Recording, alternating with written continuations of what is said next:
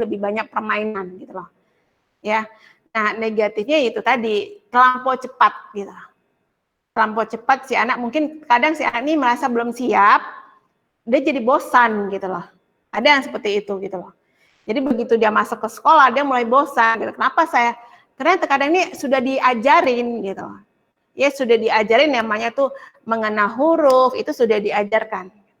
Dan kalau kita ketahui ya, kalau dibawa misalnya si anak dititipkan lah, misalnya ikut ke PAUD gitu ya. Nah itu kan pasti perhatiannya juga perhatian si guru kan nggak hanya kepada si anak gitu kan. Sudah perhatian si guru itu kan sudah terpecah belah gitu, sudah ada beberapa anak gitu. Berbeda halnya kalau memang si ibu yang mengurusi anak kan fokus perhatiannya kepada si anak gitu. Ya kalau saya bilang sih ada plus minusnya gitu. Ya. Kemudian kita akan masuk kepada tugas perkembangan pada masa kanak-kanak awal. Ya, di sini dikatakan tahapan belajar pertama pada si anak adalah mengerti tentang perilaku seks yang benar. Ya, kenapa? Kalau kita lihat dari teorinya Sigmund Freud, ya, pada usia ini si anak itu harus sudah dikenalkan toilet training, diajarkan bagaimana si anak itu ketika dia misal buang air kecil dan buang air besar gitu loh.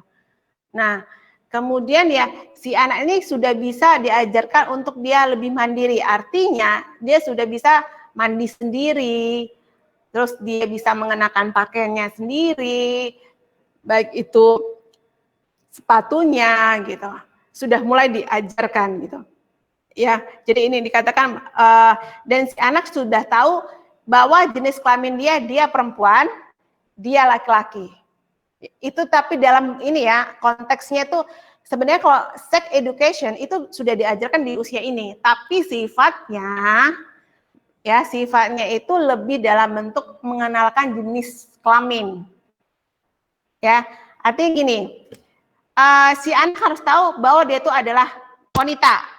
Dan misal jadi dia bisa membedakan, kalau saya wanita, apa yang saya miliki? Untuk jenis kelamin wanita, apa yang saya miliki? Gitu. Ya, karena kan kalau kita lihat, misal gini ya, alat kelamin itu kan pasti beda, antara wanita sama laki-laki itu kan beda gitu ya. Nah, si anak ini seharusnya sudah diajarkan gitu lah. Kalau yang namanya wanita memiliki alat kelamin seperti apa?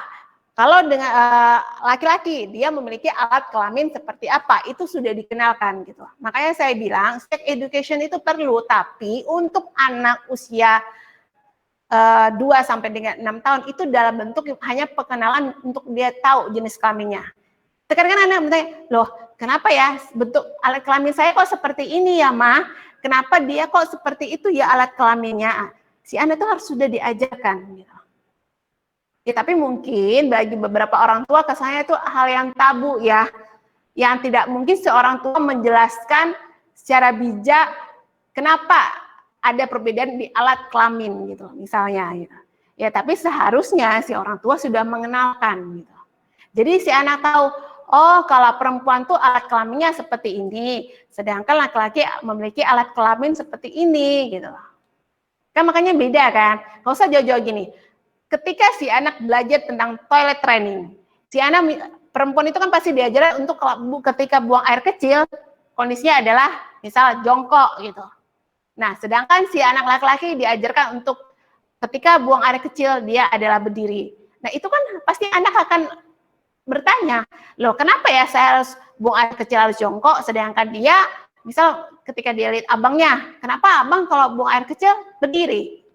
Itu pertanyaan yang ini ya, pertanyaan yang spontan gitu loh. Dan itu harus si orang tua harus bisa menjelaskan kepada si anak gitu loh, bahwa adanya perbedaan untuk jenis kelamin. Makanya di sini dikatakan si anak belajar untuk memahami tentang perilaku seks yang benar gitu. Ya, jangan sampai dia tidak paham gitu loh. Artinya tidak paham, oh kalau dilihatnya abangnya bisa buang air kecil berdiri, saya juga bisa dong buang air kecil secara berdiri, padahal dia wanita ataupun perempuan. Ya, jadi kalau saya bilang ya pengetahuan orang tuanya harus bisa menjelaskan dengan bahasa anak-anak yang cukup sederhana dan dia gampang pahami gitu. Ya. Kemudian yang kedua, belajar mengembangkan hati nurani. Nah, belajar mengembangkan hati nurani itu dari mana? Yang jelasnya, karena si anak itu adalah, kalau kita gambarkan teorinya pendidikan, itu anak itu adalah selembar kertas putih yang polos, yang belum diapa-apakan, belum ada coretan apapun, gitu ya. Jadi si anak ini dia belajar dari mana? Kalau untuk yang perkembangan hati nurani, dia belajar itu dari nilai-nilai agama ataupun nilai-nilai norma. Nah, agama ini kan pasti sudah diajarkan oleh orang tuanya seperti apa. Misalnya untuk usia ini dia belajar tentang sholat. Nah, kemudian si anak juga kadang orang tua sudah mengajarkan puasa gitu loh. Walaupun puasanya mungkin ada yang bisa full, ada yang tidak full. Dari sini si anak-anak itu diajarkan gitu. Ya. Lebih kepada nilai-nilai agamanya gitu. Kemudian sini juga dikatakan bahwa anak itu belajar tentang memberi dan menerima kasih sayang. Nah, ini dia. Jadi si anak itu belajar, salah satu contohnya ya adalah bagaimana si anak itu untuk peka. Misalnya situasinya ketika sedang jalan dengan orang tuanya. Nah, si anak melihat ada pengemis ya yang meminta-minta di jalan. Nah, si orang tua mengajarkan bahwa si anak tuh ya kita harus memberikan gitu, walaupun tidak banyak gitu. Artinya kita mengajarkan ilmu sedekah kepada si anak. Jadi bahwa masih ada loh orang yang di bawah kita. Jadi kita harus bersyukur dengan kondisi kita. Nah, kita seharusnya memberi. Kenapa? Karena lebih bagus itu adalah tangan di atas daripada tangan di bawah. Nah, konsep seperti itu sudah diajarkan. Jadi si anak pun tahu bahwa sesama kita sebagai sesama manusia ya harus memberikan saling kasih sayang gitu loh. Itu salah satu bentuk ya kita menyayangi sesama manusia. Gitu. Dan hal-hal seperti itu diajarkan kepada si anak. Agar apa? Agar anak itu bisa berempati gitu loh. Bahwa dia tidak hanya merasa, oh saya tidak pernah diajarkan sama orang tua tuh bahwa saya harus memberikan sesuatu. Nah ingat ya, bagaimana dengan posisi anak tunggal yang sudah terbiasa nih orang tuanya ngasih fasilitas ya kan. Nah orang tua ya harus mengajarkan walaupun dia anak tunggal sekalipun dan orang tuanya adalah dari kalangan yang berduit ya. Dia harus bisa mengajarkan kepada anak bahwa ada saatnya kita tuh harus berbagi gitu loh. Memberikan sesuatu kepada orang lain gitu. Ya, itu yang dikatakan belajar dalam memberi dan menerima kasih sayang gitu. Nah, kemudian ada dikatakan juga belajar membedakan antara benar dan salah dalam hubungan dengan orang-orang yang di luar rumah. Seperti tetangga, sekolah, ataupun teman bermain. Nah, yang dikatakan benar salah yaitu tadi. Misal gini, si anak katakanlah dia melihat temannya punya mainan baru gitu lah. Mainan yang mahal gitu. Sedangkan dia tidak pernah dibelikan oleh orang tuanya mainan yang mahal gitu. Nah, otomatis kan dia ada namanya anak-anak ya, pasti dia ada rasa ingin memiliki. Nah, kemudian terjadilah keributan, saling rebut mainan. Nah, di situ si anak harus tahu gitu loh. Ya, perilakunya gini. Ketika si anak merebut mainan temennya yang dia rasa mainan ini cukup menarik gitu buat dia. Kan dia tidak pernah tahu mainan itu adalah harganya mahal, murah, dia nggak akan pernah tahu konsep seperti itu. Yang dia tahu ini adalah mainan yang menarik buat dia mainkan gitu. Walaupun itu punya temennya gitu. Misal dia merebut mainan temennya. Nah temennya kan pasti nggak terima nih mainan yang dia direbut. Nah berantem, nangis gitu loh. Nah si anak ya itu tadi sudah diajarkan bahwa dia tidak boleh merebut mainan temennya. Kalau dia merebut mainan temennya, itu adalah hal yang tidak baik gitu loh. Apalagi sampai dia memukul temannya. Nah, ketika si anak sudah memukul, apa yang harus dia lakukan? Nah, si anak itu harus diajarkan, kamu tidak boleh seperti itu gitu loh. Kalau kamu memukul teman kamu, itu kan mainan-mainan teman kamu, bukan mainan punya kamu. Kamu harus minta maaf sama dia. Hal-hal seperti itu. Jadi si anak tahu, oh bahwa dia tidak boleh merebut mainan temannya ataupun dia tidak boleh memukul temannya. Jadi ketika kita melakukan kesalahan, kita harus minta maaf gitu loh. Sama juga ketika kita dikasih pinjam mainan, kita harus mengucapkan terima kasih. Hal-hal seperti itu anak juga mulai diajarkan gitu loh. Ya.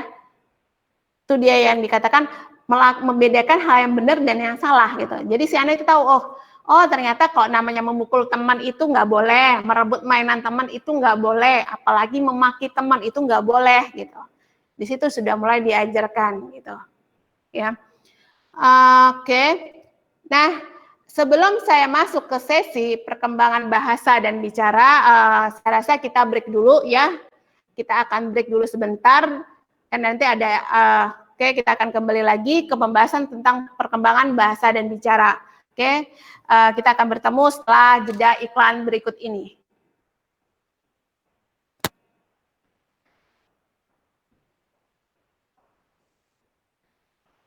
Pemirsa, kita sudah menyaksikan program e-learning live yang pastinya juga dipersembahkan oleh Universitas Umudia Indonesia dari para dosen-dosen di Universitas Umudia Indonesia. Semoga ilmu yang ditampilkan yang pasti juga sudah disajikan bermanfaat bagi para mahasiswa dan juga bagi para pemirsa dan juga masyarakat umum. Jangan lupa pemirsa untuk selalu menyaksikan program e-learning live di UB On TV dari jam 9 sampai jam 3 sore setiap hari, hanya spesial buat Anda, persembahan dari UB On TV dan dipersembahkan oleh Universitas Umudia Indonesia.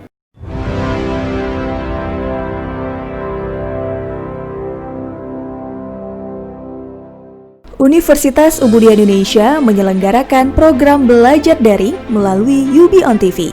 Di tengah pandemi COVID-19 ini, UI terus berinovasi dengan menyelenggarakan perkuliahan secara daring. Saksikan perkuliahan khusus mahasiswa Universitas Umudia Indonesia semester ganjil dengan praktisi dan akademisi yang berpengalaman, lulusan dalam dan di luar negeri. Untuk program studi S1 Ilmu Kesehatan Masyarakat, D3 Kebidanan, S1 Ilmu Gizi, D4 Kebidanan, S1 Farmasi, S1 Teknik Informatika, S1 Sistem Informasi, S1 Manajemen, S1 PGSD, dan S1 Psikologi. Menghadirkan Fauzia Andika SKMMKes dengan mata kuliah Surveillance Kesehatan Masyarakat, Kairanisa Anwar SSTMKM dengan mata kuliah Gizi Kesehatan Masyarakat, Mutia Paradiba STRKEP MKM dengan mata kuliah Kebutuhan Dasar Manusia, Faradila Safitri SSTMKes dengan mata kuliah Komunikasi dalam Praktik Kebidanan, Nuzulul Rahmi SSTMKes dengan mata kuliah Mutu Layanan Kebidanan, Ulfa Husnadira SSTMKM dengan mata kuliah Kesehatan Ibu dan Anak, Sahbainur Rezeki SSTMKM dengan mata kuliah Imunologi Gizi, Rulia Meilina SFAM MSI dengan mata kuliah Farmasi Rumah Sakit, Susmanto Eskom Mkom dengan mata kuliah Komunikasi Data, Mahendar Dwi Payana SSTMT dengan mata kuliah Pemrograman Web 1, Zuhar Musliana STMT dengan mata kuliah Pemrograman Berbasis Web, Zaufi Ardian Eskom MEng dengan mata kuliah Audit Sistem Informasi, Mulkan Fadil STMkom dengan mata kuliah E-commerce, Armia STMSC dengan mata kuliah Manajemen TV Streaming, Raudatun Nuzul ZA SSTMKes dengan mata kuliah Askap Neonatus, Dwi Rahmalia MPSI dengan mata kuliah Psikologi Perkembangan 1. Acara ini dilaksanakan via Google Meet dan hadir secara live di UB On TV channel 57 UHF setiap hari pukul 9 pagi sampai 15 sore waktu Indonesia Barat. UI, inovasi tiada henti untuk mencetak generasi unggul di masa depan.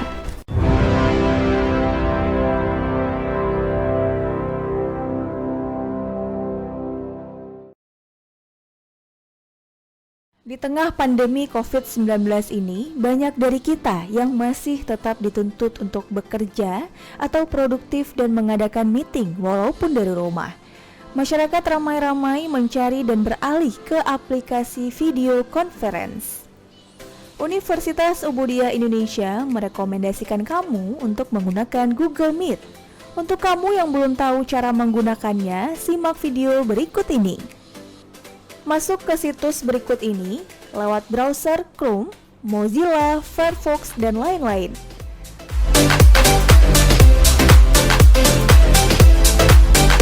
Klik Join or Start a Meeting.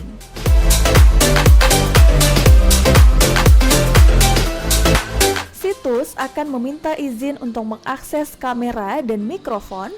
Setelah diberi izin, kamu bisa langsung mengklik opsi Join Now untuk membuat ruang meeting virtual atau present untuk melakukan presentasi lewat tampilan layar personal komputer atau PC.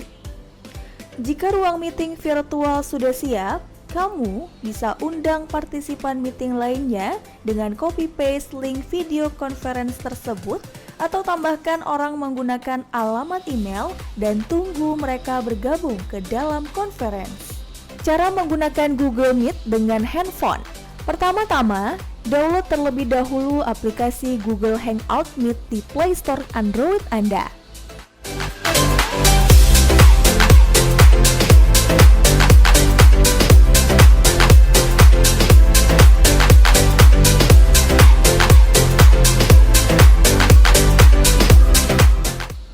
Setelah selesai download, selanjutnya kamu akan diminta untuk sign up menggunakan email Gmail.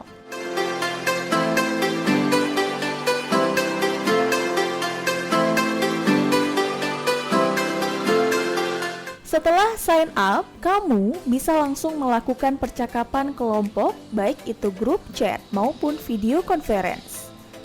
Caranya mudah, cukup klik icon di bagian pojok kanan bawah dan pilih New Video Call. Selanjutnya, kamu akan diminta untuk menambahkan partisipan chat menggunakan nomor HP atau email. Apabila kamu ingin menambahkan partisipan chat menggunakan nomor HP, undangan conference akan dikirim lewat SMS. Sementara, jika menggunakan email, maka undangan akan masuk ke inbox email. Tunggu hingga semua orang yang diundang masuk ke dalam conference itu. Jika kamu adalah partisipan yang diundang oleh penyelenggara meeting virtual, kamu cukup mengklik link yang dikirim lewat email atau SMS. Setelah itu, kamu akan secara otomatis bergabung dalam video conference tersebut. Sebagai catatan bahwa orang yang tidak diundang ke dalam conference atau yang tidak memiliki akun, ketika ingin bergabung harus mendapatkan persetujuan dari partisipan yang telah bergabung. Hal ini dilakukan untuk menghindari adanya penyusup di meeting yang sedang diselenggarakan. Pemirsa, kita sudah menyaksikan program e-learning live yang pastinya juga dipersembahkan oleh Universitas Umudia Indonesia dari para dosen-dosen di Universitas Umudia Indonesia. Semoga ilmu yang ditampilkan yang pasti juga sudah disajikan bermanfaat bagi para mahasiswa dan juga bagi para pemirsa dan juga masyarakat umum. Jangan lupa pemirsa untuk selalu menyaksikan program e-learning live di UB On TV dari jam 9 sampai jam 3 sore setiap hari, hanya spesial buat Anda, persembahan dari UB On TV dan dipersembahkan oleh Universitas Umudia Indonesia. Oke, kita akan lanjut ya. Sebelum saya melanjutkan pembahasan mengenai perkembangan, ya, saya buka dulu seksi tanya jawab. Silahkan bagi ingin bertanya, tunjuk tangan.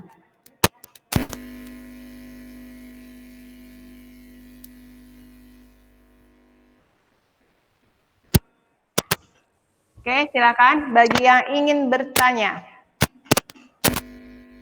Bu, apa penyebab perkembangan emosi seperti rasa takut akan berbagai hal dapat muncul pada diri seorang anak? Lagi. Apa penyebab perkembangan emosi seperti rasa takut akan berbagai hal dapat muncul pada diri seorang anak? Oh.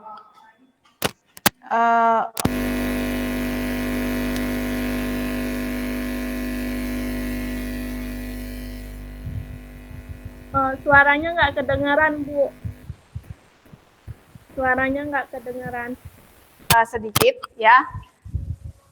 Walaupun nanti belum sampai ke situ ya, kita akan topik kita Ya, tapi saya akan menjelaskan mengenai perkembangan emosi. Nah, perkembangan emosi itu, yaitu tadi seperti saya bilang, ketika si anak dia itu memang si anak itu kan belum bisa mengontrol dan dia belum tahu untuk yang mana yang harus dia lakukan sama yang tidak dia lakukan, gitu loh.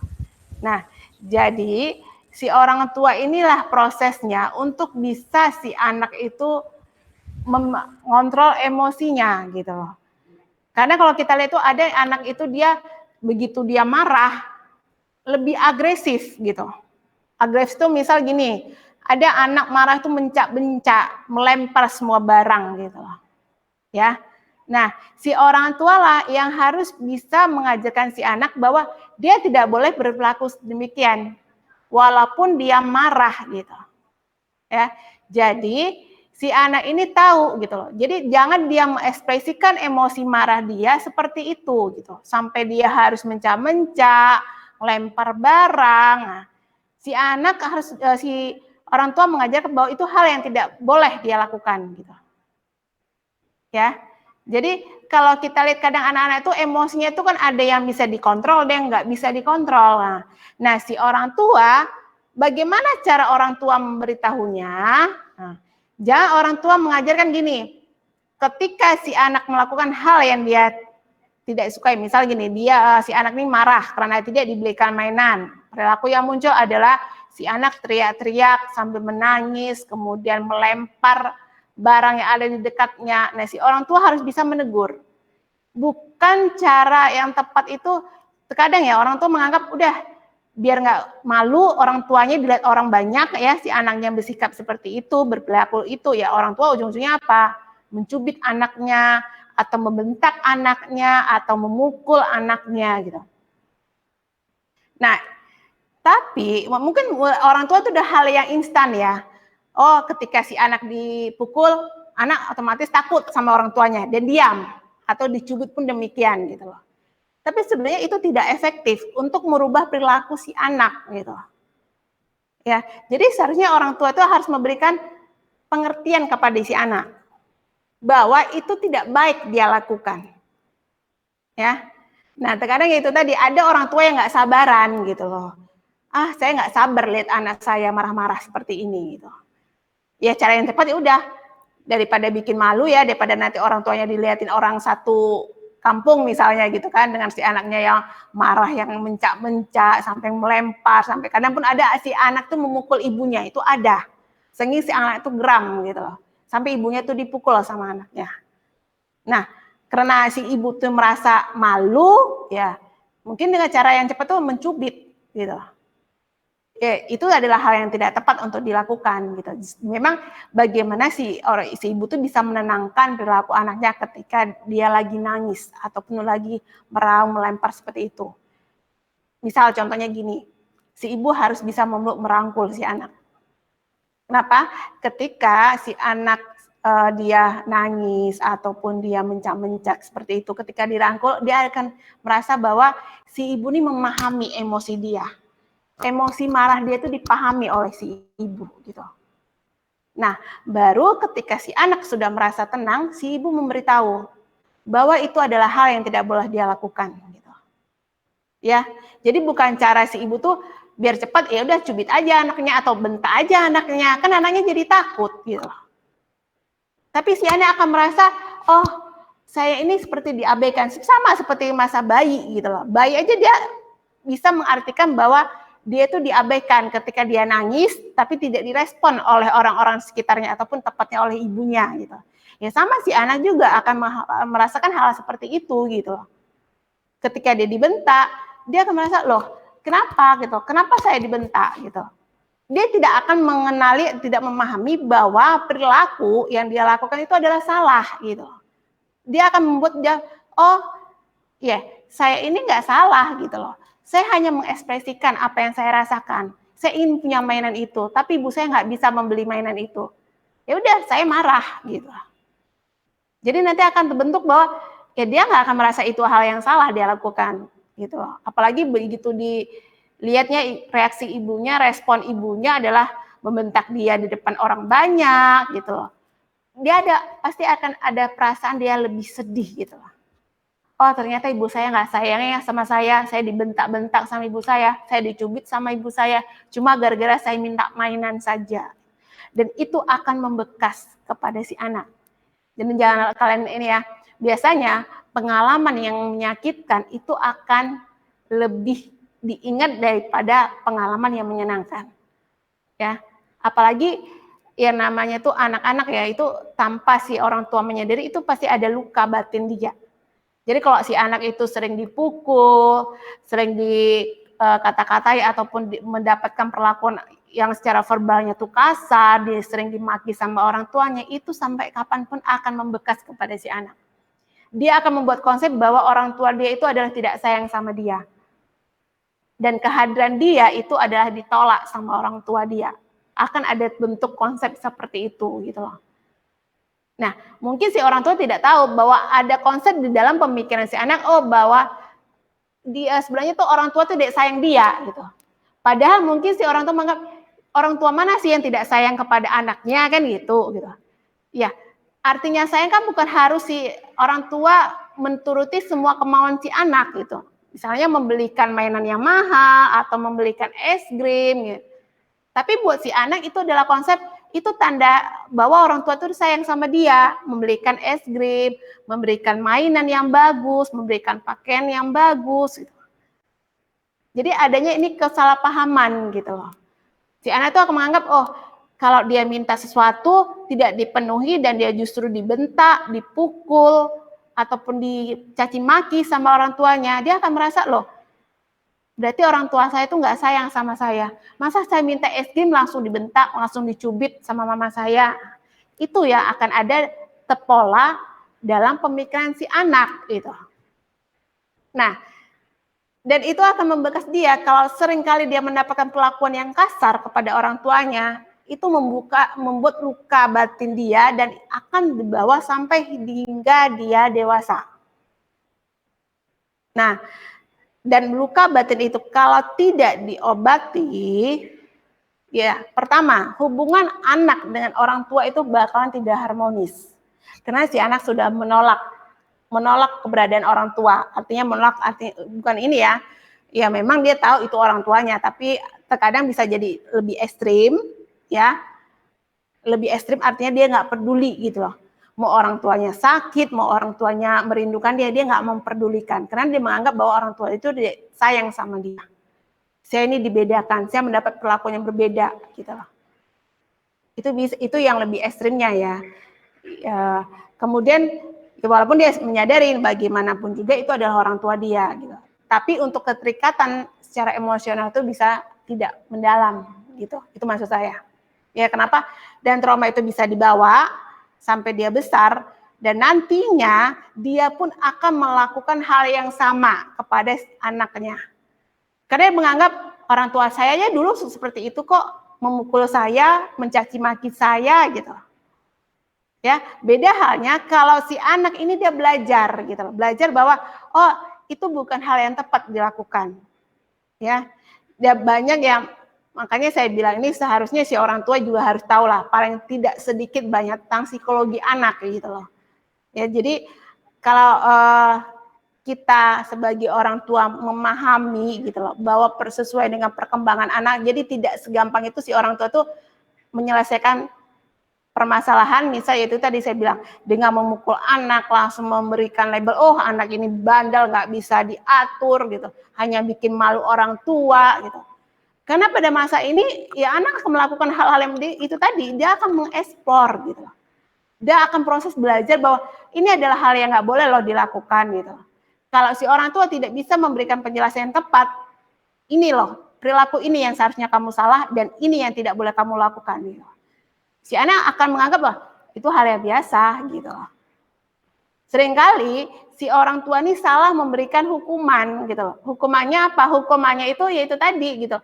Dia tidak menjelaskan bahwa hukumannya buat si anak itu hanya dengan memaki misalnya atau memukul gitu lah. Sebenarnya tuh berikan hukuman yang efektif untuk si anak. Jadi si anak tuh tahu apa sebenarnya yang dia tidak boleh lakukan. Makanya seharusnya si anak tuh diajak komunikasi, berbicara. Memang ya beda lah berbicara anak sama berbicara dengan kita menegur orang dewasa, pasti beda cara kita komunikasinya gitu loh. Ya, cara kita berkomunikasi dengan anak ya kita menggunakan bahasa-bahasa yang memang dia paham gitu loh. Kalaupun dia nggak paham, dia akan bertanya, maksudnya apa ya, Ma? Maksudnya apa ya, Pa? Gitu. Jangan kita langsung marah anak gitu loh. Dan anak juga bingung, kenapa saya dimarahi gitu. Ya, jadi benar-benar si orang tua menjelaskan, oh apa sih yang buat orang tua itu tidak suka dengan kelakuan anak gitu. Apa gitu, misalnya dia menangis-nangis, oh si orang tua menjelaskan bahwa kasih pengertian kepada anak, mama nggak suka ya, kamu di tempat umum, kamu minta sesuatu, kemudian kalau tidak mama kasih, kamu menangis marah-marah seperti itu, mama tidak suka seperti itu. Kenapa? Nah, itu harus dijelasin lagi gitu loh. Jangan, oh nggak boleh, kamu nggak boleh menangis, kamu nggak boleh nangis di muka umum sampai meraung-raung seperti itu. Jadi si anak tidak tahu, kenapa nggak boleh? Anak akan bertanya seperti itu, kenapa emang nggak boleh? Gitu. Tapi si anak itu diberi pengertian, ya karena apa akibatnya gitu loh. Apa akan dia terima gitu loh. Ya, jadi itulah harus ada komunikasi. Komunikasi ya sifatnya itu ya memang si anak pun bisa menerima gitu loh. Kalau dia memang salah ya kita tegur pada saat itu, tapi cara kita negurnya itu ya itu tadi gitu loh. Yang si anak pun dia bisa nerima gitu. Ya jangan begitu anak nangis dibiarin aja gitu loh. Udah tinggal gitu. Karena ada kadang-kadang orang tua kan, yaudah kalau kamu tetap nangis ya mama tinggal ya. Nah si anak kan semakin takut gitu. Oh kalau saya ditinggal ini gimana? Bukan semakin reda nangisnya, semakin menjadi-jadi dia nangis, itu ada gitu loh. Jadi karena orang tua itu menganggap ya kalau tidak main tangan mengancam kepada anak gitu loh. Oh kalau kamu nggak mau ikut kata mama, udah mama tinggal ya, kamu di sini ya, jangan ikut mama lagi. Karena sering seperti itu kalau kalian dengar ya, mak-mak gitu, kalau udah emosi kali, udah mama tinggal kamu di sini ya. Atau terkadang kalau udah anaknya bandel melakukan hal yang ini yang sudah di luar batas gitu kan, kadang maknya itu kan suka, udah mama kurung kamu ya di kamar mandi. Nah itu, jadi boleh kita memberikan hukuman kepada si anak, tapi yang memang hukuman yang tepat gitu loh. Jangan membuat dia itu jadi trauma. Terkadang ada anak-anak karena dihukum sama orang tuanya di kamar mandi, jadi dia trauma, dia takut. Ada seperti itu, takut dengan ruangan gelap atau takut dengan yang namanya kecoa, ada. Kenapa? Karena dia mendapatkan hukuman yang buat itu saya nggak nyaman gitu loh. Ya, itu dia. Jadi secara tidak langsung mungkin bagaimana Dila dengan jawaban yang saya berikan? Sudah Bu, cukup jelas. Ada yang lain selain Dila? Karena ini yang hadir cuma Dila dan Indah.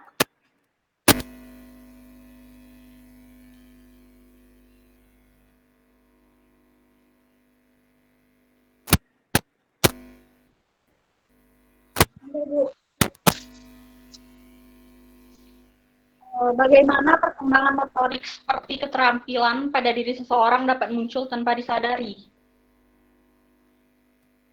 Bisa diulangi Indah, soalnya saya nggak begitu jelas menangkap pertanyaan kamu. Bagaimanakah perkembangan motorik seperti keterampilan pada diri seseorang dapat muncul tanpa disadari? Bagaimana perkembangan motorik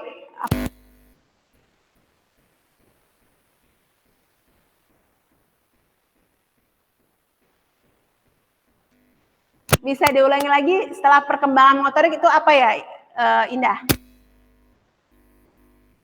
Perkembangan motorik seperti keterampilan pada diri seseorang dapat muncul tanpa disadari. Oh oke. Pertanyaannya bagaimana perkembangan motorik yang tiba-tiba muncul tanpa disadari. Nah, ya itu tadi misal gini, ada kebiasaan si anak itu kidal, kan ada kan?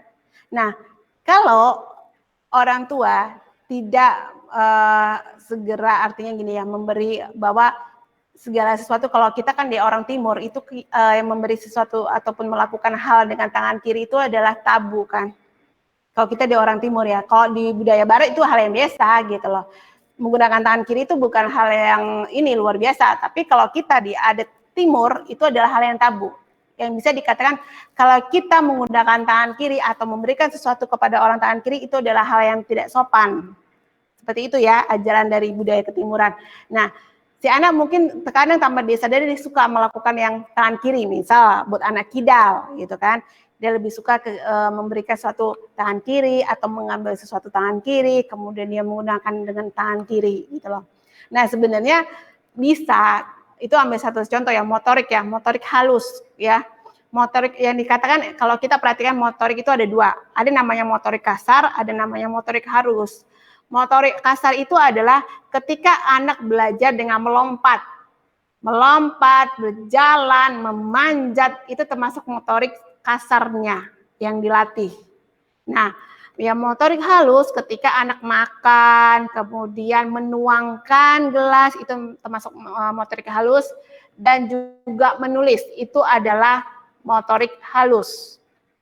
Nah, misal yang kasusnya kamu itu adalah anak yang kidal. Nah, mungkin dia lebih suka menggunakan tangan kiri, termasuk dia makan, memegang sesuatu gitu. Nah, kalau ini dibiasakan sama orang tua, ya dia akan menganggap ya sudah gitu loh, sudah terbiasa dia menggunakan tangan kiri gitu loh. Tapi sebenarnya kalau si orang tua sudah membatasi, oh kamu nggak boleh loh gitu loh, nggak boleh memberikan sesuatu itu dengan tangan kiri. Kamu harus memberikan sesuatu kepada orang lain itu dengan tangan kanan. Gitu. Ya, jadi kidalnya si anak itu bisa nggak sebenarnya dirubah? Ya, bisa dirubah, artinya gini, batasannya tuh si anak tahu kapan dia harus menggunakan tangan kiri dan kapan dia harus menggunakan tangan kanan. Gitu. Kalau si orang tua tidak memperdulikannya, bisa jadi ya buat dia tuh ya sudah, gitu ya. Terbiasa dia akan menggunakan tangan kiri dia daripada tangan kanan, gitu loh. Walaupun misal gini, ada kan orang kidal, tapi dia masih bisa memberikan sesuatu dengan tangan kanan, walaupun sebenarnya dia tuh menulis dengan tangan kiri, makan dengan tangan kiri. Tapi untuk hal tertentu dia bisa menggunakan tangan kanan. Gitu. Itu tadi, makanya saya bilang, ya si orang tua harus peka dengan perkembangan motorik si anak gitu loh. Ya, jadi kalau si anak sudah dibiasakan seperti itu, dia ya sudah terbiasa gitu loh. Akan sulit merubah yang dia merasa, oh enak loh saya memegang makan sendok, menggunakan sendok dengan tangan kiri gitu. Makanya kadang kan orang tua, kalau kamu mau makan, gunakanlah tangan kanan, ambil sesuatu, gunakan tangan kanan, kan gitu diajarkan sama orang tua. Ya, jadi memang orang tuanya harus peka dengan perkembangan si anak gitu loh. Walaupun memang ada si anak ya udah nggak bisa gitu, dia lebih dominannya adalah tangan kiri. Tapi itu tadi saya bilang, si orang tua harus mengajarkan kepada si anak. Ada hal yang tentu yang dia harus menggunakan tangan kanan. Ya, tapi kalau si anak ini tidak diajarkan demikian, ya dia akan menganggap segala sesuatu karena sudah terbiasa dengan menggunakan tangan kiri. Seperti itu. Itu salah satu bentuk dalam motorik halusnya. Ya, mungkin kalian lihat juga ada kan orang nulis kan pakai tangan kiri kan. Ada yang kalau kita perhatikan dia menggunakan menulis tangan kiri, dan gitu dia makan tuh tangan kiri gitu. Tangan kanan ini agak sulit menggunakan ini. Ya, itu ada. Makanya saya bilang peran orang tua untuk usia ini, usia 6 sampai dengan 2 sampai dengan 6 tahun ini adalah hal yang krusial gitu. Ya, jadi perkembangan itu yang memang perlu harus diperhatikan, baik perkembangan bahasa maupun emosi si anak dan lain-lain. Oke, sebelum kita lanjut ke sesi pertanyaan berikutnya, saya ada sampaikan dulu beberapa materi ya. Nah, di sini kita lanjut. Ada namanya perkembangan bahasa dan bicara, ya. Jadi dikatakan bahwa seseorang anak dalam satu pembawaan itu sudah bisa, artinya gini, dia sudah menggunakan kalimat yang lebih kompleks kemampuan dalam bahasa si anak, gitu loh. Ya, jadi si anak ini kenapa? Dari mana? Dari ya tadi, dari mencontoh, melakukan imitasi. Seperti saya bilang. Anak mungkin dia orang tua tidak pernah mengajarkan anaknya itu memaki atau berkata-kata kotor gitu loh. Nah tiba-tiba mungkin si orang tua loh, saya nggak pernah ngajarkan kok tiba-tiba dia tahu ya memaki gitu loh. Memaki misalnya kata-kata kebun binatang, dari mana dia ini belajar itu tadi, dari dia meniru. Dia melihat, oh ada orang dewasa yang berantem terus memaki, gitu. Ataupun ada orang dewasa yang dia bercandanya, kemudian ada menggunakan kata-kata kebun binatang, gitu loh. Nah, si anak juga ngikut, dia nggak tahu kan bahwa itu apa sih artinya istilah kebun binatang itu, gitu loh. Jadi perkembangan bahasanya bisa dikatakan lebih kompleks, yaitu tadi karena dia itu sifatnya suka meniru, gitu loh. Jadi dia tidak hanya meniru, apapun dia akan tiru, sama seperti beo. Kalian tahu kan burung beo itu? Misalnya kalau kita ajarkan selamat pagi, mau dia mau malam, mau siang, dia akan taunya selamat pagi. Itu beo ya. Nah, jadi bagaimana cara imitasi ya lebih kurang seperti itu, seperti kayak beo gitu. Jadi si anak-anak itu jangan anggap, kamu gila. Dia belum tentu tahu artinya gila itu apa gitu loh. Dia hanya ngomong aja spontan, kamu gila gitu. Ya kita kan kadang, ini anak kok udah tahu gila ya gitu. Ada mungkin orang tuanya lagi emosi, ini anak kurang ajar. Nah, itu sebenarnya ketika si ibu memarahin si anak belajar gitu loh. Dia mungkin akan mencontoh, ibu saya kalau lagi marah dia akan mengatakan, ini anak kurang ajar. Dia akan mencontoh itu gitu loh. Makanya saya bilang lebih bagus si anak ini dikasih stimulus bahasa rangsangan yang memang sifatnya lebih positif. Tapi ya terkadang gitu ya, namanya juga manusia. Bisa jadi mungkin si ibu sudah disibukkan dengan harus melakukan pekerjaan rumah tangga, ditambah lagi anaknya berbuat ulah gitu. Belum tentu kan si ibu tuh kan bisa mengontrol emosinya gitu. Bisa jadi ketika emosinya nggak terkontrol, dia ngomong segala macam apapun kepada anaknya gitu. Dan tanpa dia sadari si anak pun akan merekam itu semua. Jadi makanya proses belajar itu adalah modeling. Di usia ini adalah usia yang memang si anak itu akan mencontoh apapun gitu. Jadi jangan pernah misal si orang tua bilang gini, nah kamu harus rajin sholat. Sedangkan orang tuanya nggak pernah sholat. Misal satu contoh, sholat subuh. Kamu harus sholat subuh ya, kalau enggak nanti mama marah atau mama pukul kamu kalau kamu nggak sholat subuh.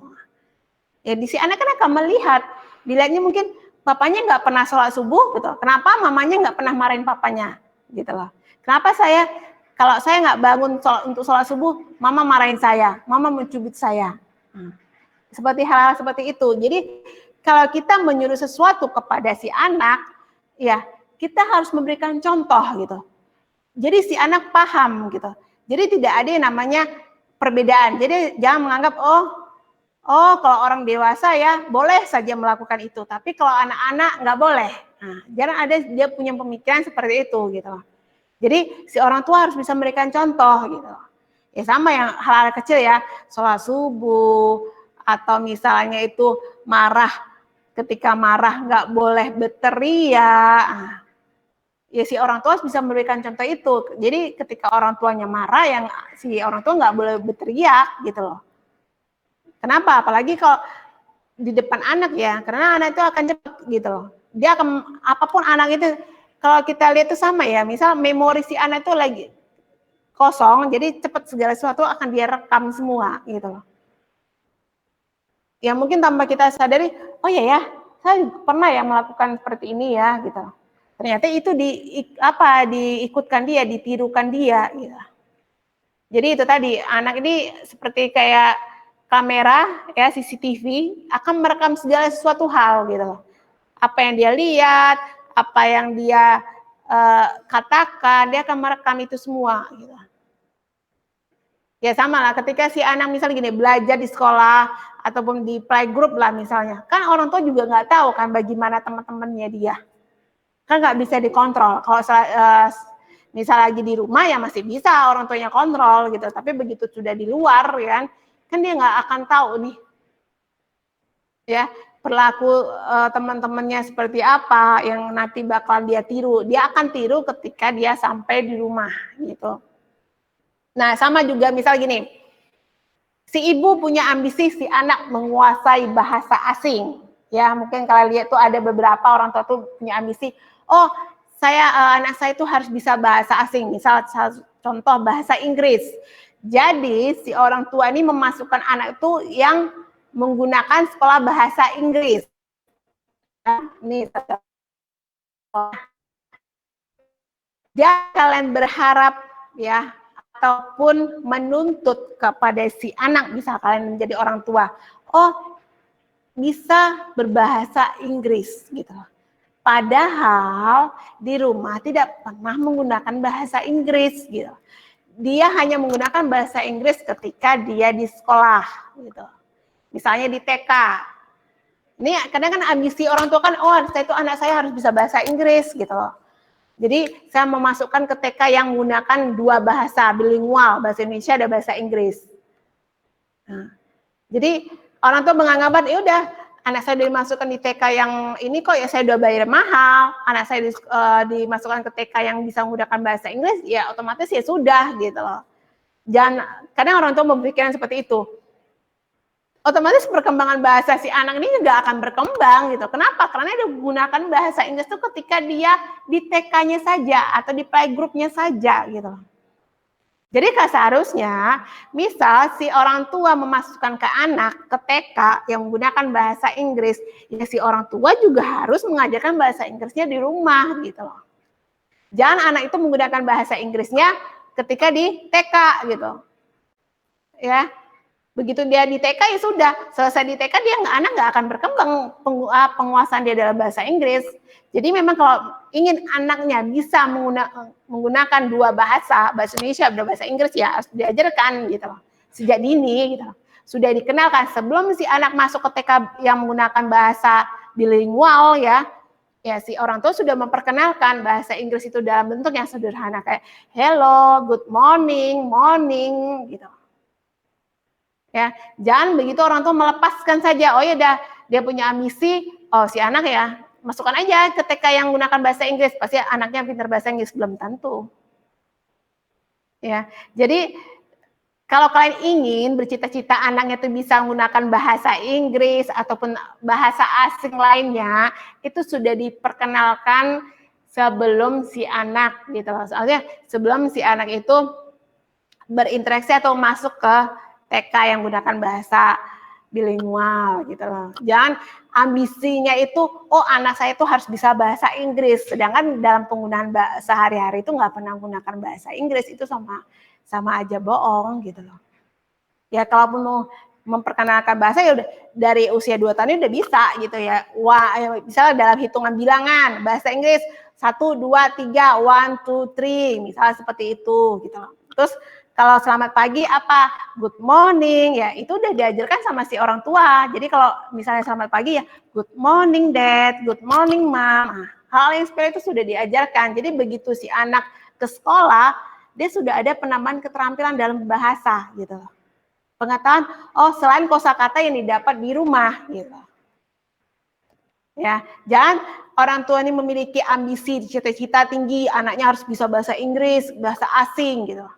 Di rumah dia pakai bahasa Indonesia atau katakan bahasa daerah gitu. Ya nggak akan mungkin gitu loh si anak bakal menguasai gitu. Karena dia akan belajar di rumah saya menggunakan bahasa daerah kok gitu loh. Nah, terus saya harus di luar saya harus ini gitu loh. Saya harus bisa menguasai bahasa asing. Kan nggak akan sejalan gitu loh.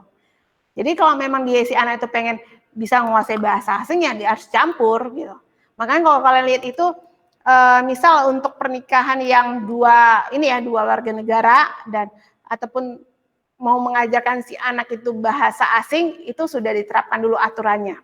Sama ya. Ada satu contoh real nih ya yang saya lihat langsung, itu ada teman saya waktu SMA.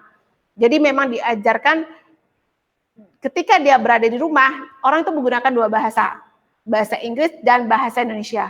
Jadi kalau dia misalnya gini, biar dia lancar berbahasa Inggris, dipaksakan orang tuanya untuk berkomunikasi bahasa Inggris. Kalau dia tidak berkomunikasi dengan bahasa Inggris, dia mendapatkan hukuman. Jadi kalau namanya setiap pagi itu kan kumpul tuh sarapan, orang itu menggunakan bahasa Inggris.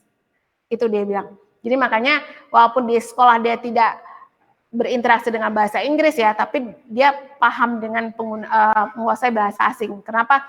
Dia dipaksakan sama orang tuanya itu dua bahasa.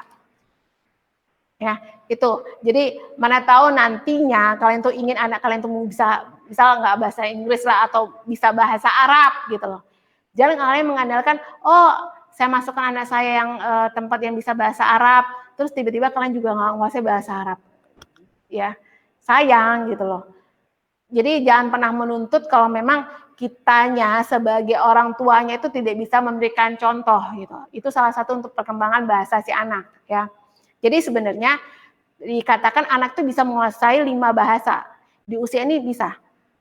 Kenapa? Karena itu masih bisa mengeksplor. Tergantung orang tuanya. Ya. Jadi maksimal penguasaan bahasa pada anak di usia kanak-kanak itu ada 5. Terserah mau kalian bikin dia itu bahasa Arab, bahasa Inggris, bahasa Jerman, bahasa Spanyol, maupun bahasa Portugis gitu misalnya nih. Itu bisa. Ya, yang penting ya itu tadi, orang tuanya memberikan rangsangan untuk anak ini bisa menguasai gitu. Baik itu mungkin bisa secara ini ya, pendengaran, secara lagu gitu, secara bermain kan lebih enak tuh anak tuh diajak tuh belajar sambil bermain sebenarnya. Jadi tidak ada dia merasa tuh kaku, oh ini adalah belajar gitu loh. Jangan membuat si anak tuh jadi takut, ada momok. Oh kalau belajar tuh ya lebih bagus si anak tuh belajar sambil bermain gitu. Jadi lebih santai dia. Ya sama lah kan.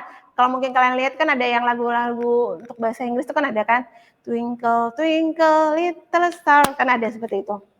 Ya, itu untuk perkembangan bahasa dan bicara.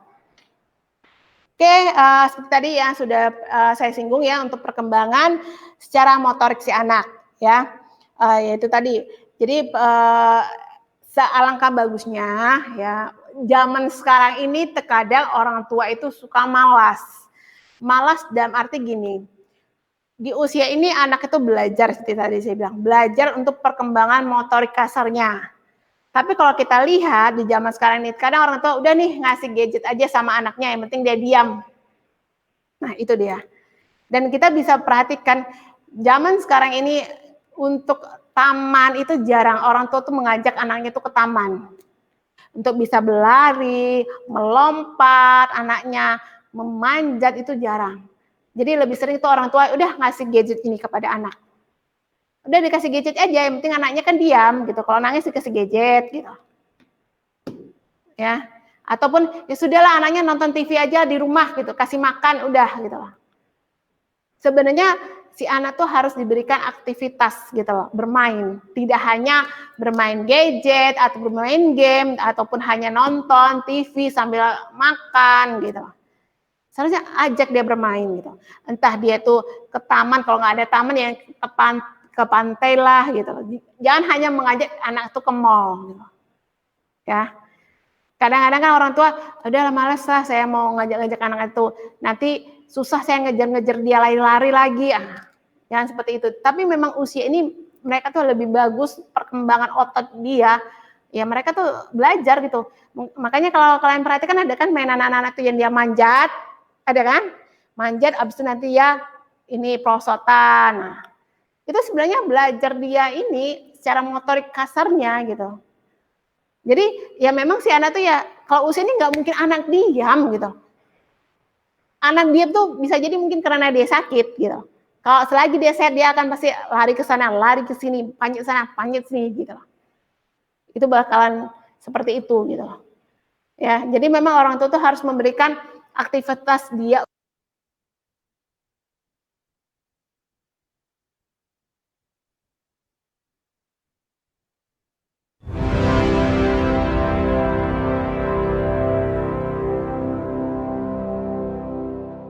Universitas Ubudia Indonesia menyelenggarakan program belajar daring melalui UB on TV. Di tengah pandemi COVID-19 ini, UI terus berinovasi dengan menyelenggarakan perkuliahan secara daring. Saksikan perkuliahan khusus mahasiswa Universitas Ubudia Indonesia semester ganjil dengan praktisi dan akademisi yang berpengalaman, lulusan dalam dan di luar negeri. Untuk program studi S1 Ilmu Kesehatan Masyarakat, D3 Kebidanan, S1 Ilmu Gizi, D4 Kebidanan, S1 Farmasi, S1 Teknik Informatika, S1 Sistem Informasi, S1 Manajemen, S1 PGSD, dan S1 Psikologi.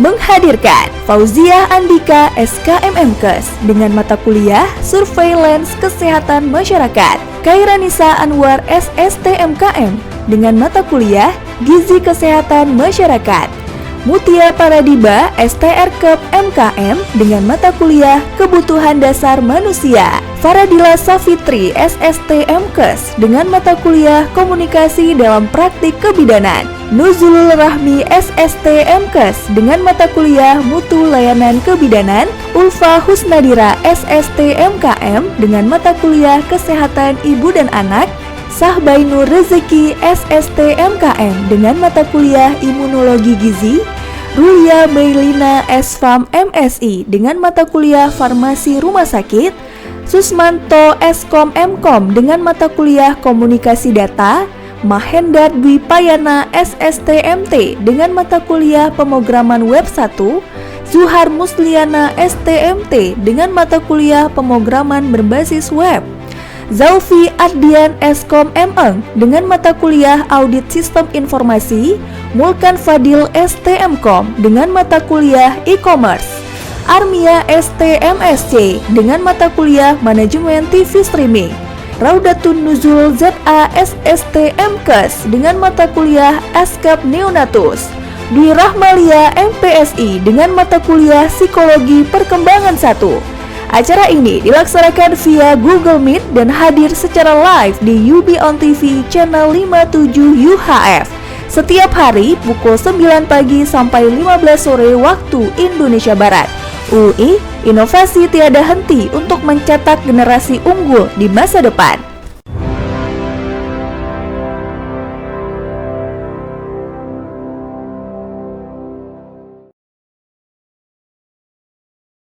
Di tengah pandemi COVID-19 ini, banyak dari kita yang masih tetap dituntut untuk bekerja atau produktif dan mengadakan meeting walaupun dari rumah. Masyarakat ramai-ramai mencari dan beralih ke aplikasi video conference. Universitas Ubudiyah Indonesia merekomendasikan kamu untuk menggunakan Google Meet. Untuk kamu yang belum tahu cara menggunakannya, simak video berikut ini. Masuk ke situs berikut ini lewat browser Chrome, Mozilla, Firefox, dan lain-lain.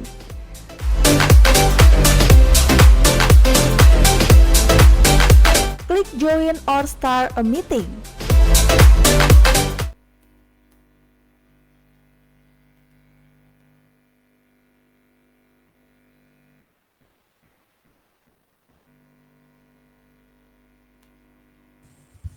Bu, suaranya nggak kedengaran, Bu.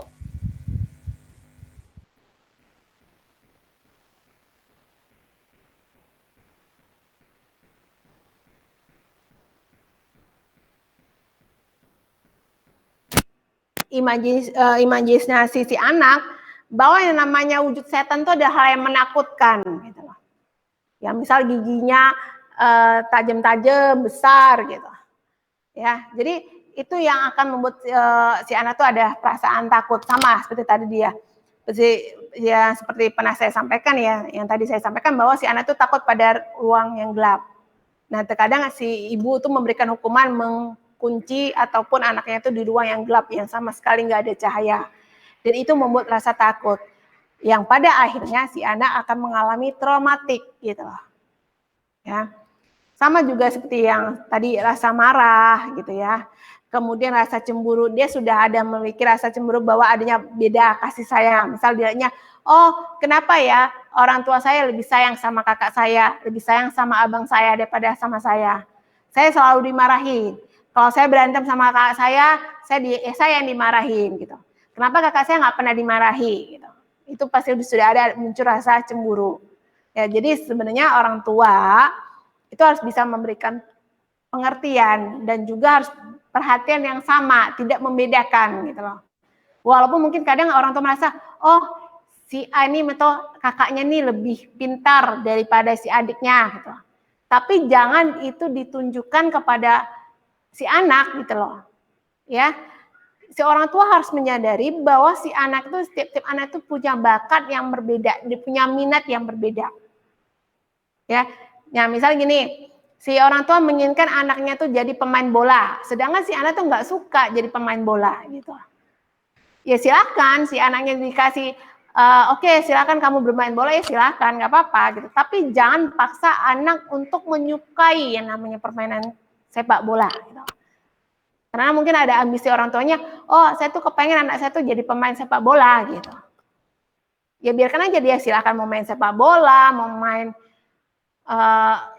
misalnya melukis atau peta umpet, itu kan ya silakan gitu loh. Ya itu kemudian yang dikatakan ada duka cita dan kesedihan. Nah biasanya ini ada 3 hal yang membuat si anak merasa duka cita, baik itu kepada orang tuanya, guru, ya maupun teman-teman sepermainan dia, ya, seperti itu. Ya, oke, saya masih buka lagi sesi bagi yang ingin bertanya. Kira-kira masih ada yang ingin bertanya? Karena ini materi kita sudah selesai ya untuk hari ini. Saya Bu, apa tujuan anak-anak melakukan tingkah laku imitasi dari orang terdekatnya Bu? Sebenarnya kalau ditanya apa sih tujuan anak-anak, itu tadi saya bilang, anak-anak itu terkadang nggak paham. Dia meniru itu dia nggak tahu. Pokoknya dia meniru aja gitu. Seperti saya bilang, sama dengan Beo kan. Beo kalau kita ajarkan selamat pagi, ya dia akan selamat pagi gitu. Dia nggak akan paham gitu loh. Ya, misal gini, si anak itu kan kadang suka iseng atau pakai lipstik. Yang anak perempuan nih, karena dirinya mamanya tuh kalau dandan tuh pakai lipstik, si anak akan ikut pakai lipstik walaupun nanti cemong ke sana, cemong ke sini gitu. Ya dia melihat ini, oh mama saya kalau namanya dandan, mama saya tuh selalu pakai lipstik ya. Saya mau nyoba dong pakai lipstik itu. Seperti itulah gitu. Jadi kalau kamu tanya apa tujuannya, ya karena anak juga nggak ada tujuannya gitu. Ya hanya dia merasa dia, oh saya ingin melakukan itu, ya udah gitu, tanpa ada didasari tujuan. Berbeda kalau hal orang dewasa ya. Karena pada prinsipnya si anak itu juga lagi proses belajar. Seperti tadi seperti saya bilang, proses belajar mana hal yang benar dan mana hal yang salah gitu lah. Kalau dia mendapat teguran dari orang dewasa ataupun orang tua, dia akan belajar, oh ternyata saya tidak boleh melakukan hal ini loh, ini salah gitu. Tetapi kalau dia tidak mendapat teguran, dia menganggap itu hal yang benar untuk dia lakukan. Ya. Contoh tadi itu tadi imitasi kalau dia berkata kasar gitu. Oke, ada lagi selain itu? Ada Bu.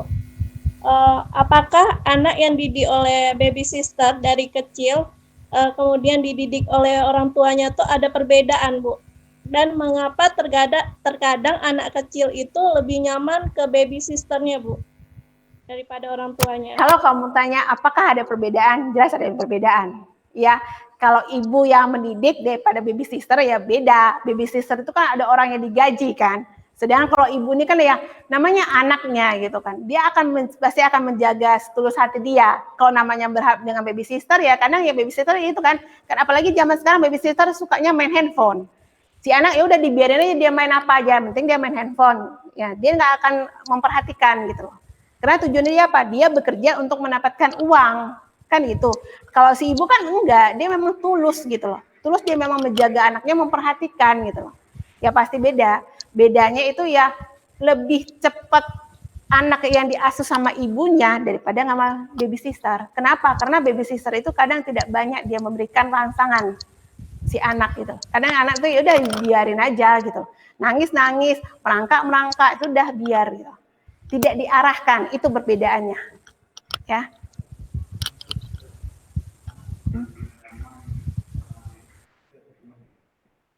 Oh, kalau kenapa tiba-tiba anak lebih nyaman dengan baby sister daripada dengan ibunya, kembali lagi. Ya, objek lekatnya. Mungkin si anak tidak mendapatkan kenyamanan dengan ibunya. Dari mana Bu? Bisa jadi kan, si ibu tidak bisa memberikan perhatian kepada si anak. Nah, yang ada adalah baby sisternya yang lebih banyak memperhatikan, itu bisa jadi. Jadi si ibu mungkin sibuk kerja, ya udahlah yang penting anak saya udah bayar orang, saya udah kasih anak saya makan yang enak-enak, udah selesai gitu. Ada yang seperti itu gitu loh. Tapi kan anak kan nggak hanya dibelikan mainan yang mahal, dibelikan baju yang bagus, dibelikan makanan yang mahal dan enak-enak, nggak hanya seperti itu. Si anak juga butuh perhatian dari seorang ibu gitu loh. Ya. Nah, kalau dia sudah tidak mendapatkan perhatian, otomatis dia akan mencari orang yang lebih memperhatikan dia, lebih menyayangi dia. Karena konsep anak itu simpel dan sederhana kalau saya bilang. Ya, dia kalau dikasih makan aja, oh orang ini baik sama saya, orang ini sayang sama saya, belikan aja mainan. Makanya anak-anak itu adalah orang yang gampang dipujuk kan. Makanya rentan anak itu terjadi penculikan anak, yaitu tadi ketika dia, ini ya dek, saya belikan kamu es krim, udah anak itu akan ikut. Nah, si orang tua lah yang harus mengajarkan jangan sembarangan percaya kepada orang asing. Kalau kalian mungkin lihat ada kasus-kasus penculikan anak ya, itu tadi cuma diiming-iming belikan es krim, dikasih coklat gitu, dikasih permen, si anak itu udah ngikut aja sama orang asing gitu. Itu tadi karena konsep dia itu yang sangat sederhana gitu. Kalau dia nggak dapat perhatian dia menganggap ya udah berarti mama saya, orang tua saya nggak sayang sama saya gitu. Ada orang yang lebih sayang sama saya, itu tadi dengan apa? Dengan baby sister gitu. Jadi memang ya, walaupun si orang tua bisa menggaji seorang baby sister gitu, ya tapi dia harus tetap memberikan perhatian dan kasih sayang kepada si anak gitu. Jangan sampai nanti si orang tua ini, yaitu tadi tidak mendapat perhatian dari anaknya dan anaknya juga nggak memperdulikan gitu, menganggap bahwa oh mama saya nggak sayang sama saya gitu. Nggak selamanya anak itu butuh dibelikan mainan, enggak, belikan mainan yang mahal, enggak seperti itu gitu. Anak juga butuh dipeluk, diberikan kasih sayang, diberikan pujian kepada orang tuanya. Itu. Ya. Ada lagi sebelum kita akhiri, saya kasih kesempatan satu pertanyaan lagi.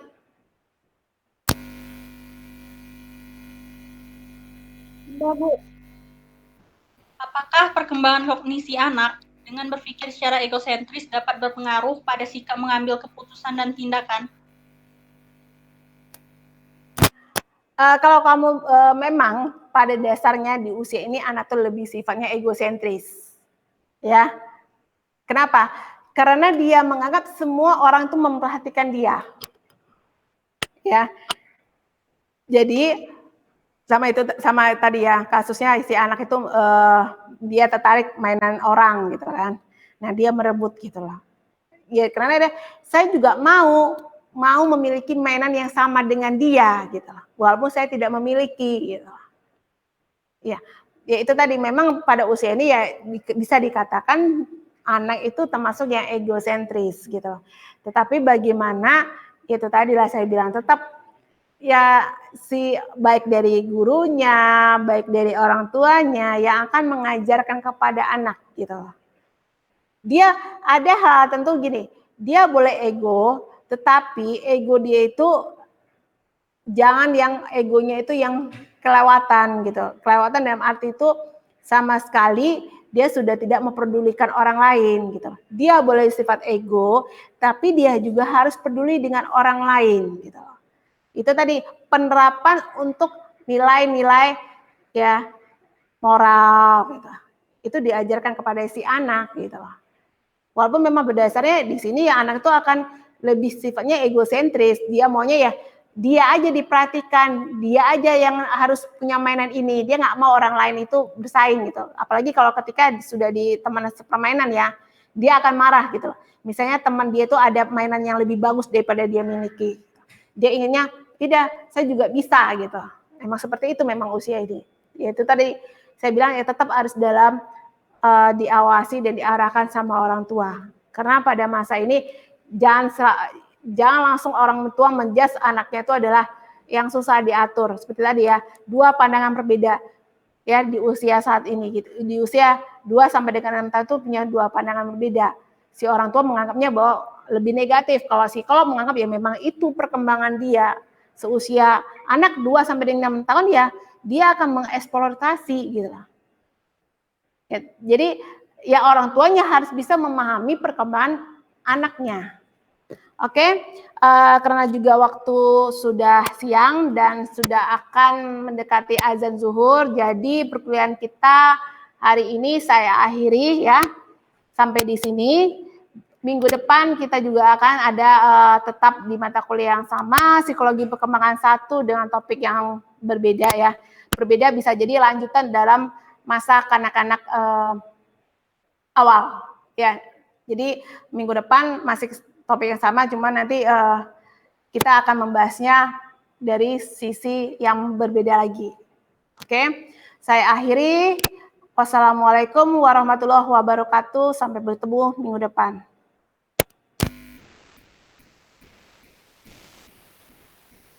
Pemirsa, kita sudah menyaksikan program e-learning live yang pastinya juga dipersembahkan oleh Universitas Umudia Indonesia dari para dosen-dosen di Universitas Umudia Indonesia. Semoga ilmu yang ditampilkan yang pasti juga sudah disajikan bermanfaat bagi para mahasiswa dan juga bagi para pemirsa